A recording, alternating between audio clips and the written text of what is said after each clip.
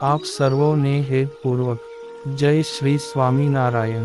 આજની સત્સંગ કથા વાર્તા નિજ મંદિર સાવરકુંડલા। આજની સત્સંગ કથા વાર્તા શ્રી વિદુર નીતિ અધ્યાય 1 ભાગ 1। પ્રાચીન ભારતના ઇતિહાસમાં મહાભારતનું યુદ્ધ ધર્મયુદ્ધ તરીકે, શ્રીમદ્ ભગવદ્ ગીતા દ્વારા આધ્યાત્મિક ઉપદેશ તરીકે, ઉજાગર પર્વના પ્રજાગર ઉપપર્વ તરીકે વિદુર નીતિશાસ્ત્રના રૂપમાં મહત્વ ધરાવે છે। પાંડવો જુગારમાં પરાજિત થયા પછી તેઓને 12 વર્ષનો વનવાસ અને 13મું વર્ષ ગુપ્તવાસમાં ગાળવાનો નિર્ણય જાહેર કરવામાં આવ્યો। પાંડવોએ વનમાં આ 12 વર્ષ ખુમારીપૂર્વક પસાર કર્યા। ગુપ્તવાસના 13મા વર્ષ દરમિયાન ખાસ કાળજી રાખવાની હતી કે તેઓ ઓળખાઈ ન જાય। જો એમ થાય તો ફરી વનવાસનું ચક્ર શરૂ થાય। 13મા વર્ષના ગુપ્તવાસ માટે તે સમયનું વિરાટનગર, હાલનો તે ધોળકા વિસ્તાર, પસંદ કરવામાં આવ્યું। પાંડવોના પુરોહિત ધૌમ્ય ઋષિએ તેઓને આ ગુપ્તવાસ દરમિયાન ઓળખાય નહીં તેવા આશીર્વાદ આપ્યા। પાંડવોએ વિરાટનગરીમાં જુદા જુદા સમયે પ્રવેશ કર્યો। દુર્યોધને પોતાના ગુપ્તચરો દ્વારા પાંડવોની ભાળ મેળવવા પ્રયત્નો કર્યા, પરંતુ તેનો કોઈ પ્રયત્ન સફળ રહ્યો નહીં। તેને શંકા ગઈ કે વિરાટ રાજાને ત્યાં ગંધર્વો દ્વારા કીચકનો વધ થયો। તે ગંધર્વોના રૂપમાં પાંડવો તો નથી ને, તેથી તેનું ધન તથા ગાયો વગેરે લઈ જવા પ્રયાસ કર્યો। ત્યારે રાજકુમાર ઉત્તરે બૃહન્નાલા, અર્જુન, કંક, યુધિષ્ઠિર, બલ્લમ, ભીમ વગેરેને સાથે લઈ દુર્યોધન, ભીષ્મ, દ્રોણ, કર્ણ જેવા મહારથીઓને પરાજિત કરીને ગાયો છોડાવી। રાજા વિરાટને દૂતોએ રાજકુમાર ઉત્તર યુદ્ધમાં વિજય થયાના તથા ગાયોને પાછી લઈને આવતા હોવાના સમાચાર આપ્યા। વિજયોત્સવ મનાવવામાં આવ્યો। રાજકુમાર ઉત્તરે યથાર્થ પરિસ્થિતિનું વર્ણન કરી વાત કરી। પાંડવોનો અજ્ઞાતવાસ પૂરો થયો હતો। રાજા વિરાટે જાણ્યું કે મેં કંક નામે અક્ષય ક્રીડા કરનાર બ્રાહ્મણ તરીકે રાખ્યા હતા તે મહારાજા યુધિષ્ઠિર છે। બલ્લમ નામે રસોયા તરીકે રાખ્યા હતા તે ભીમ છે। બૃહન્નલા નામે ઉત્તરાને સંગીત નૃત્યકલા શીખવા રાખ્યા હતા તે અર્જુન છે। ગ્રંથિક અને તંતિપાલના નામથી અશ્વવિદ્યા અને ગોપવિદ્યાના જાણકાર તરીકે રાખ્યા હતા તે નકુલ અને સહદેવ છે। સૈરંધ્રી નામથી સુદેશણા રાણીની દાસી બનીને રહી તે દ્રૌપદી છે। ત્યારે વિરાટ રાજાને દુઃખ થયું કે મેં અજાણ્યે તેઓને નોકર તરીકે રાખ્યા, કામ કરાવ્યા, કઠણ વેણ કહ્યા વગેરે બાબતથી પસ્તાવો થયો। પાંડવોએ કૃતજ્ઞતા પ્રગટ કરતાં કહ્યું કે આપે અમોને આપદ કાળમાં રહેઠાણ અને સેવા કાર્ય સોંપ્યું તે અમારું સદભાગ્ય બની રહ્યું। વિરાટ રાજાએ પોતાની કુંવરી ઉત્તરાના લગ્ન અર્જુન સાથે કરવાનો પ્રસ્તાવ રજૂ કર્યો ત્યારે અર્જુને સ્પષ્ટતા કરતાં કહ્યું કે મેં આપની પુત્રીને સંગીતનું શિક્ષણ આપ્યું છે, તેથી તે મારી શિષ્યા થાય અને શિષ્યા તો પુત્રી સમાન ગણાય। હું આપની પુત્રીનો પત્ની તરીકે નહીં પણ મારી પુત્રવધુ તરીકે સ્વીકાર કરી શકું। વિરાટ રાજાએ આ પ્રસ્તાવ સ્વીકારી લીધો અને ઉત્તરાના લગ્ન અર્જુનના પુત્ર અભિમન્યુ સાથે કર્યા। મહારાજા યુધિષ્ઠિર અને રાજા વિરાટે પોતપોતાના મિત્રો, સંબંધીઓ અને શ્રી કૃષ્ણને નિમંત્રણ મોકલ્યા। પાંડવોના 13 વર્ષ પૂરા થયા હોવાથી તેઓ વિરાટ રાજાના ઉપલવ્ય નગરમાં રહેવા લાગ્યા। ઉત્તરા અભિમન્યુના લગ્ન ધામધૂમથી થયા।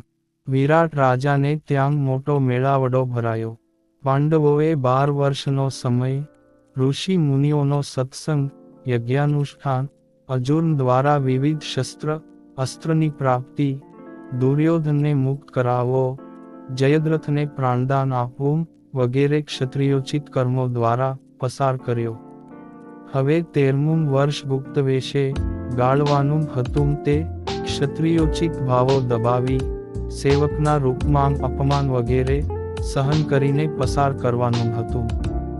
અજ્ઞાતવાસ માટે જ્યારે વિરાટનગર પસંદ કરવાનું નક્કી થયું ત્યારે અજ્ઞાતવાસમાં જતાં પહેલાં પાંડવોના પુરોહિત ધૌમ્ય ઋષિએ ઉપદેશ આપતા કહ્યું હતું કે હે ભારત, બ્રાહ્મણો સાથે, સ્નેહીઓ સાથે, વિજય માટે ચડાઈ વખતે, અગ્નિહોત્ર વખતે અને યુદ્ધમાં કેમ વર્તવું તે બધું તમે જાણો છો, છતાં સ્નેહી હોવાથી હું તમને પ્રીતિથી કહું છું. જેમ મા બાપ કે ગુરુ પોતાના પુત્ર સમાન શિષ્યને જાણતા હોય છતાં પરદેશ જતાં, નોકરીએ પરગામ જતાં ત્યાં કેમ રહેવું તે લાગણીવશ થઈને કહે છે. તેમ ધૌમ્ય ઋષિએ ગુપ્તવેશે વિરાટ નગરીના રાજકુળમાં રહેશો તો ત્યાં રહીને પણ બધાં દુઃખો તરી જશો, પાર કરશો. માન થાય કે અપમાન થાય તો તેઓ ઓળખતા ન હોવાથી સહન કરી લેવું. ઉપરાંત કેટલીક આવી બાબતોનો ખ્યાલ રાખવો. દ્વારપાળ દ્વારા આજ્ઞા મેળવીને રાજા પાસે જવું. જેની ઉપર બીજો બેસવાનો ન હોય તેવા આસને જગ્યાએ બેસવું, જેથી કોઈ ઉઠાડે નહીં કે ઠપકો મળે નહીં અને અપમાન ન થાય. હું રાજાનો મોટાનો માનીતો છું એમ માની બીજા નામ વાહનો, રથ, હાથી વગેરેનો ઉપયોગ ન કરવો. પૂછ્યા વગર રાજા કે અધિકારીને સલાહ ન આપવી. બોલ્યા વગર કામ કે સેવા કરે રાખવા. પરાક્રમ કે વિજય વખતે સ્તુતિ પ્રશંસાના બે શબ્દો જરૂર કહેવા, પણ ખોટા વખાણ ન કરવા. રાણીઓ કે સ્ત્રીઓ સાથે મિત્રતા ન કરવી. જે અંતઃપુરમાં આવતાં જતાં હોય, રાજા સાથે શત્રુતા હોય, રાજાને જેની સાથે ભળતું ન હોય તેની સાથે મિત્રતા ન રાખવી. નાના કે સામાન્ય કામ હોય તો પણ રાજાને જાણ કરીને કામ કરવું. આમ કરવાથી ક્યારેય બંધન કે નુકસાન થતું નથી. આમાં પરાધીનતા નથી. ઉત્તમ પદવી મળે છતાં મર્યાદામાં રહેવું. પૂછ્યા વગર બોલવું નહીં, આજ્ઞા વગર બેસવું નહીં. અગ્નિ તથા દેવની જેમ રાજાની સેવા કરવી. અગ્નિની અતિ નજીક જઈએ તો બાળે અને દેવોનો અનાદર કરીએ તો સર્વસ્વ હરી લે. રાજા કે અધિકારી જે આજ્ઞા કરે તે તરત જ પાળવી, પણ આળસ, અણગમો, પ્રમાદ કે ગર્વ પ્રગટ કરવા નહીં. રાજાને પ્રિયકારી, હિતકારી હોય તે કહેવું. બધી રીતે અનુકૂળ થવું, પણ તેને જે ગમતું ન હોય, અહિતકારી હોય તે ન કહેવું. જે રાજાનું અનિષ્ટ કરતો નથી, સોંપેલા કાર્યસ્થાનથી ડગતો નથી, તે રાજગૃહમાં રહી શકે છે. રાજાએ કાંઈ ખોટું કહ્યું હોય તો પણ તે જ્યાં ત્યાં અન્યને કહેવું નહીં. રાજા જેમ ખોટાનો ત્યાગ કરે છે તેમ પોતાને ડાહ્યો માનનારા અહંકારી નો પણ ત્યાગ કરે છે. હું શૂરવીર છું, બુદ્ધિમાન છું તેવું અભિમાન ન કરવું. રાજા આગળ હાથ, ઢીંચણ, હોઠ, વાણી, આંખ વગેરે નિયમમાં, વિવેકમાં રાખવા. ઉધરસ, છીંક આવે ત્યારે આડો રૂમાલ કે હાથ રાખવો. બીજા સાથે વાત કરતી વખતે ધીમેથી વાત કરવી. પ્રસંગોપાત હાસ્ય વિનોદ વખતે ખડખડાટ કે મોટેથી હસવું નહીં. મન સ્મિત કરવું. લાભ થાય તો હરખાવું નહીં, અપમાનમાં વ્યથિત થવું નહીં. સાવધાન રહેવું, તો જ રાજગૃહમાં રહી શકાય. કોઈક વાર અનુગ્રહથી પ્રશંસા થાય, પુરસ્કાર પ્રાપ્ત થાય તો હરખાવું નહીં.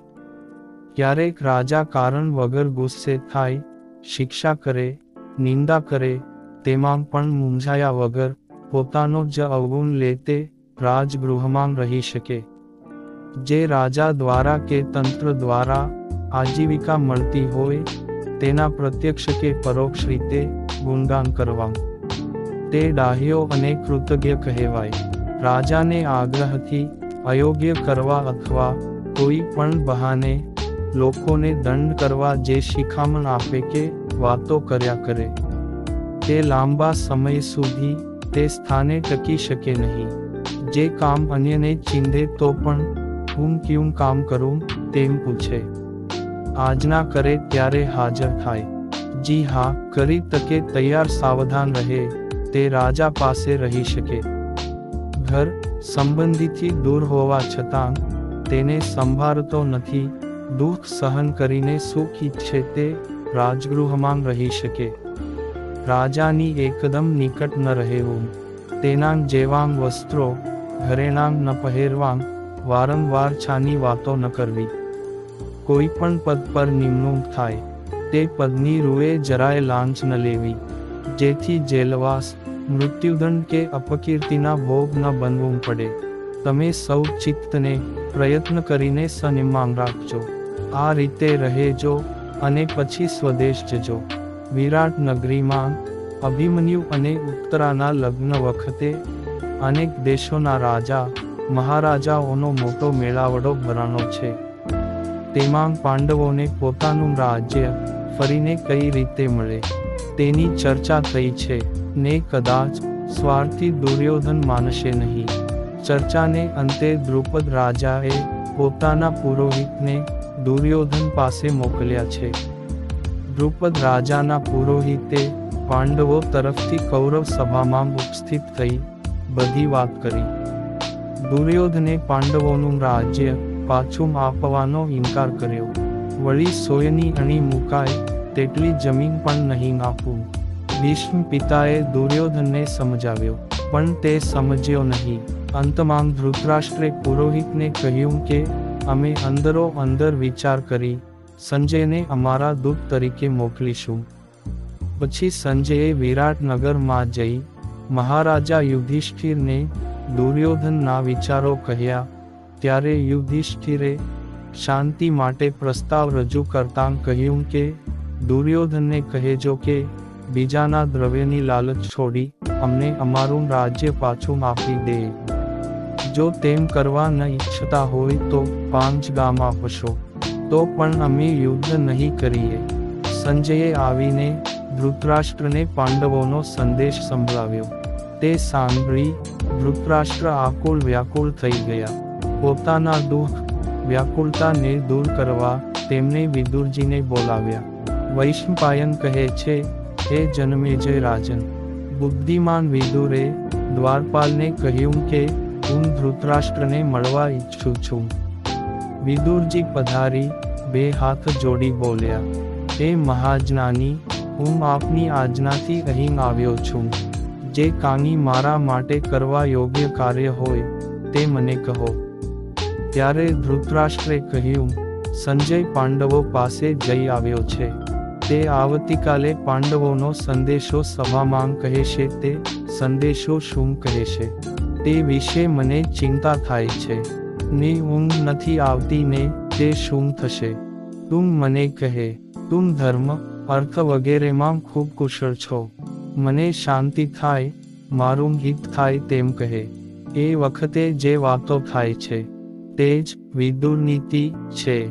શ્રીજી મહારાજે શિક્ષાપત્રીના 93 થી 94 શ્લોકમાં જે 8 સત્શાસ્ત્રો માન્ય કર્યા છે તેમાં વિદુરનીતિનો સમાવેશ કર્યો છે. બૃહસ્પતિ નીતિ, શુક્ર નીતિ, ચાણક્ય નીતિ વગેરે અનેક માંગથી શ્રીજી મહારાજે તેને વિશેષ મહત્વ આપ્યું છે. આ વિદુરનીતિ જે વાંચે, વિચારે, જીવનમાં ઉતારે તે વ્યવહારમાં દુઃખી ન થાય, ક્લેશ ન પામે. તે યશ, કીર્તિ વગેરે પ્રાપ્ત કરે અને સદાય સુખી થાય છે. માંડવ્ય ઋષિના શાપથી દાસીના કુખે જન્મેલા વિદુરજી યમરાજના અવતાર અને ધૃતરાષ્ટ્ર તથા પાંડુના ઓરમાન ભાઈ હતા. તેઓ નીતિશાસ્ત્રના પ્રખર પંડિત અને પ્રવર્તક હતા. સત્યનિષ્ઠ, સ્પષ્ટ વક્તા, ન્યાય નીતિના સમર્થક અને માન અપમાનમાં સમદ્રષ્ટિવાળા પ્રભુપ્રેમી વ્યક્તિ હતા. વિદુરનો અર્થ વિદુરયતિ ઇતિ વિદુર. વધારે વિશિષ્ટ પ્રકારે જે જોઈ શકે, જેની દ્રષ્ટિ દૂરના ભવિષ્ય સુધી પહોંચે છે. આમ ન કરાય, આમ કરાય નહીં તો આ તકલીફ પડે, એવી જેનામાં અગમચેતી અગમબુદ્ધિ છે તે વિદુર. અનેક પ્રશ્નો સમસ્યાઓમાંથી જે મુક્ત કરે, છોડાવે તે વિદુર. સહેલા, અઘરા, કઠિન, સહજ પ્રશ્નો તો હોય જ, પણ જે સહેલાઈથી સમાધાન કરે તે વિદુર. મૂંઝવણ, તકલીફ વગેરેમાં હિતની વાત કરી હૂંફ આપે, આશ્વાસન આપે તે વિદુર. આવા વિદુરજી એ વિપરીત પરિસ્થિતિમાં મુશ્કેલી વખતે પણ નિર્લેપ રહીને પોતાના કુળને અસત્ય, અનીતિ, અધોગતિથી બચાવવા ખૂબ જ પ્રયત્નો કર્યા છે. નીતિનો અર્થ નઈતિ નીતિ, જે ઊંચે લઈ જાય, ઉર્ધ્વગતિ કરાવે, પ્રતિષ્ઠા, શાંતિ તરફ પ્રયાણ કરાવે તે નીતિ. ગતિ 3 પ્રકારની છે: ઉર્ધ્વ, અધો અને ભ્રમણગતિ. ઢાંચીના બળદની જેમ ભ્રમણગતિ કે જે અધપતન કરાવે, ચક્રાવે ચડાવે તે નીતિ ન કહેવાય. અધોગતિ પતન કરાવે, નીચે લઈ જાય. ભ્રમણ કે ચક્રાવે ચડાવે તે ગતિ ન કહેવાય. તે ત્યાં ને ત્યાં જ રહે. વ્યક્તિને, કુટુંબને, સમાજને, રાષ્ટ્રને જે ઊંચે લઈ જાય, સુખી કરી શકે તે નીતિ કહેવાય. વિદુરજીએ એવા પ્રયત્નો કર્યા છે, પણ ધૃતરાષ્ટ્રના પુત્ર તરફના આંધળા પ્રેમ સામે તે અસફળ નીવડ્યા. ગુરુ શિષ્યને કહી છૂટે, ગોર ફેરા ફેરવી દે, કાંગી ઘર ન ચલાવી દે. કરવું કે ન કરવું તે વ્યક્તિ પર આધાર રાખે છે. બેટરી અજવાળું કરે, પણ આપણે ચાલવું પડે તો ગતિ થાય. તેમ સત્શાસ્ત્રો ગુરુ કહે તેમ આપણે કરીએ તો કામ થાય. વિદુરજીએ ધૃતરાષ્ટ્રને કહ્યું કે, હે રાજન, જે દુર્બળ હોય, બીજાથી દબાઈ ગયો હોય, કોઈ ઉદ્ધતે તેનું બધું પડાવી લીધું હોય, બળિયા સાથે વેર કર્યું હોય, અતિ વિલાસી અને કામી હોય, અનીતિથી બીજાનું પડાવી લીધું હોય, શારીરિક કષ્ટ અને પીડા હોય, તેને ઊંઘ ન આવે. આપણને ભૂખ, ચિંતા, સંકલ્પોને કારણે નિદ્રા ન આવે, તો આપણે મન સ્થિર કરવું, ઊંડા શ્વાસ લેવા, ભજન કરવું, મધ, દૂધ, ઘી સાથે પીપરી મૂળ ગંઠોડાનું ચૂર્ણ ખાવું, માથામાં કે પગના તળિયે ઘી ઘસવું વગેરે. વિદુરજી મંત્રી છે, સ્પષ્ટ વક્તા છે. સાચું ખોટું જે કામી હોય, તે દુઃખ લાગે તો પણ રાજાનું ભલું થાય, ઠીક થાય તે જ કહેવાય, ખોટા વખાણ ન કરાય. વૈદ્ય રોગીને, મંત્રી રાજાને, ગુરુ શિષ્યને દુઃખ લાગશે. તેના ભયથી સાચું ન કહે તો રાજ, ધર્મ અને શરીર એ ત્રણેયનો તત્કાળ વિનાશ થાય છે. વિદુરજી કહે, હે ભાઈ, તમે કંઈક વિચાર તો કરો. તમે પ્રજ્ઞાચક્ષુ છો. પાંડવો કેટલા હેરાન થયા, દુઃખી થયા, કુંતા વિધવા થયા. ભીમને મારી નાખવા ઝેરના લાડુ ખવડાવ્યા. લાક્ષાગૃહની રચના કરી પાંડવોને જીવતા બાળી નાખવા પ્રયત્ન થયો.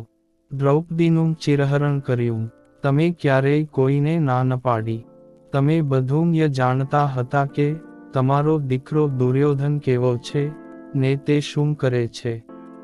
તે તમે બધું જાણો છો. દુર્યોધન તમારું પાપ છે. અધર્મથી કઈ રીતે શાંતિ કે સુખ મળે. યુધિષ્ઠિર રાજ્યના અધિકારી છે, તમારા પ્રત્યે પૂજ્ય ભાવ રાખે છે. સત્યપ્રિયતા, દયાભાવ વગેરે અનેક સદ્ગુણો તેનામાં છે, તેથી તે સહન કરે છે. હે ભાઈ, તમને દુર્યોધનમાં અતિ આસક્તિ હોવાથી તમે ધર્મને જાણતા હોવા છતાં દુર્યોધનને અધર્મ, અન્યાય કરતાં ક્યારેય અટકાવ્યો નથી, યુધિષ્ઠિરને કાની આપતા નથી, એનું પરિણામ તમને આંબી જશે. હવે વિદુરજી ડાહ્યા માણસોના લક્ષણો કહે છે કે ડાહ્યા માણસો પંડિત એને કહેવાય, જે સારા પ્રશંસાપાત્ર કામ કરે, લોકમાં કીર્તિ વધે, લોકોને આદર પ્રેમ થાય. જે કાર્ય કરવાથી સામાના દિલમાં સ્થાન રહે, એવા કાર્ય કરનાર ડાહ્યા કહેવાય. સમાજમાં નિંદા ટીકા થાય, પાછળથી કોઈ હલકું બોલે તેવાં કોઈ કામ ન કરાય. લોકો ઘરુના તિરસ્કાર ન કરે તેવું કામ કરે તેને ડાહ્યા પંડિત કહેવાય. આપના રાજ્યમાં તમારા વખાણ નથી થતા, તમારી ટીકા નિંદા થાય છે. તે બધું જ આપ જાણો છો. કોઈ મોઢે કહેવા ન આવે, પણ બધા સમજી તો જતા જ હોય જે ક્રોધ, અટણપણું, મમતા છોડીને રહે. કાર્ય કર્યા પહેલાં બહુ બોલ ન કરે, કામ કર્યા પછી જ બોલે તે ડાહ્યા કહેવાય. અન્યાયથી મેળવેલું દ્રવ્ય વધુમાં વધુ 10 વર્ષ ટકે પણ 11મા વર્ષે સમૂળું નષ્ટ થાય. માટે હે ભાઈ, જેના વિચારો, સલાહ, કાર્યો પહેલાંથી કોઈ બીજા જાણી ન જાય, કાર્ય કર્યા પછી જ જાણવા દે તે ડાહ્યો પંડિત કહેવાય. જે સત્ય સમજીને, ધ્યેય નક્કી કરીને પછી જ કામ શરૂ કરે, તેને તેમાં ભય, લાલચ, દોષ, અડચણ ન પડે. પાંડવો અને દુર્યોધન તે બેમાં કોણ યોગ્ય છે તે તમે જાણો છો, છતાં આવું કરો તો પછી ન થવાનું થાય. આમાં શાંતિ ક્યાંથી મળે, નિદ્રા ક્યાંથી આવે? જે પહેલા ધર્મ, નીતિ, ફરજનો વિચાર કરે અને પછી ધનલાભનો વિચાર કરે તે ડાહ્યો ગણાય. ધન ભલે ઓછું મળે પણ મારી ફરજ શું છે? હું જે કાંઈ કરું છું તેમાં કોઈનું દિલ તો દુભાતું નથી ને? અનીતિ તો આચરતો નથી ને? અનીતિથી મળેલું ધન ભાદરવા ના ભીંડા જેટલું ટકે છે, લાંબું ટકતું નથી. પોતાની શારીરિક, બૌદ્ધિક, આર્થિક, કૌટુંબિક વગેરે શક્તિ જોઈને આપણે દરેક કામ કરવું જોઈએ. ધંધો, મૂડી રોકાણ, ખરીદ, વેચાણ, ઉછીનું, ધીરધાર વગેરે જે કાંઈ કરો તેમાં ધર્મ, ન્યાય, નીતિ વગેરે વિચારો. પછી જ શરૂ કરો. વળી આ બધા કામમાં ઠંડી ગરમી, ભય પ્રીતિ, મુશ્કેલી, અડચણ આવે તેને ગણે નહીં. અને પુરુષાર્થ કર્યા કરે તે ડાહ્યો કહેવાય. કોઈને નાના ગણીને, તુચ્છ સમજીને કોઈનું અપમાન ન કરે, કોઈના નિસાસા કે હાય ન લે તે પંડિત કહેવાય. તુલસીદાસજી કહે છે કે તુલસી હાય ગરીબ કી કભૂ ન ખાલી જાય, મુએ ઢોર કે ચામસે લોહ ભસ્મ હો જાય. હે ભાઈ, દીકરાની વહુ એ તો દીકરી કહેવાય. એને ભર સભામાં બોલાવી ચીર ખેંચાયા છતાં તમે તેઓને અટકાવ્યા નહીં. કુટુંબમાં આવા કજિયા થયા છે, પછી તમને નીંદર ક્યાંથી આવે? જે વસ્તુ મળવાની જ નથી તેની ઈચ્છા ન કરે તે ડાહ્યો કહેવાય.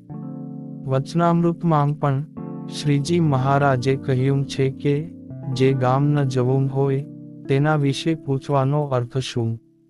વિદ્વાન પુરુષ કોઈ વાત કરે ત્યારે ધીરજથી સાંભળે છે, તેને તરત સમજી જાય છે, છતાં તરત જ જવાબ દે નહીં, વચ્ચે બોલે નહીં, અને તેને પૂરો સાંભળે પછી જ બોલે અથવા જવાબ દે. આપણે તો હજુ સામો માણસ બોલી ન રહ્યો હોય, 2 શબ્દો માંડ બોલ્યો હોય, ત્યાં તો તરત જ નિર્ણય આપવા મંડીએ, જો તમે મારું માનો ને હેમ તો. એટલે પેલા ભાઈ આકરા થઈ જાય અને પછી કહે કે પૂરું સાંભળો તો ખરા, પછી જે કહેવું હોય તે કહેજો. આવું પણ બનતું હોય છે. આમ પૂરેપૂરું ઘણીવાર સુધી સાંભળે તે ડાહ્યો, બાકી તો મૂર્ખ. કોઈ આમ બોલે, કોઈ તેમ બોલે, તેમાં તરત પોતાનો ચુકાદો કે અભિપ્રાય ના આપવો. જે બીજાના કામમાં કે બીજાની વાતમાં માથું ન મારે તે ડાહ્યો કહેવાય. પોતાના ભાણાની માખી ઉડાડવાનું ધ્યાન રાખે, બીજાની માખી ઉડાડવાની પંચાત ન કરે તે ડાહ્યો. બીજાના કામકાજમાં માથું માર્યા વગર, વિક્ષેપ કર્યા વગર જે બબડાટ કરતો નથી તે ડાહ્યો છે. જે પોતાની નિંદા સાંભળી શકે તે બીજાના વખાણ સાંભળીને ખુશ થાય. અપમાનમાં તપે નહીં, ગંગાના ધરાની જેમ સ્થિર ગંભીર રહે તે આખા જગતને જીતી શકે. સહુ સાથે સંપીને રહે, સમજણ રાખે, મુશ્કેલીમાં અકળાય નહીં.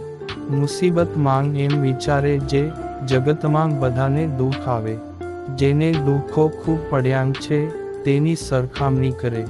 વસુદેવ અને દેવકીને કારાવાસ, પાંડવોને વનવાસ, સ્વયં શ્રીકૃષ્ણ ભગવાન પોતાની સગી માતાનું સ્તનપાન ન કરી શક્યા. સીતાજીને લોકાપવાદથી રામે ફરી વનમાં મોકલ્યા. આ બધું યાદ કરીને સમજણ કેળવે તે ડાહ્યો, અને એ જ સુખી થાય છે. આમ ઘણા લક્ષણો જણાવ્યા ને આગળની કથા વાર્તા આપને આગળના ભાગમાં સાંભળશું. અત્યારે આપ સર્વોને જય શ્રી સ્વામિનારાયણ.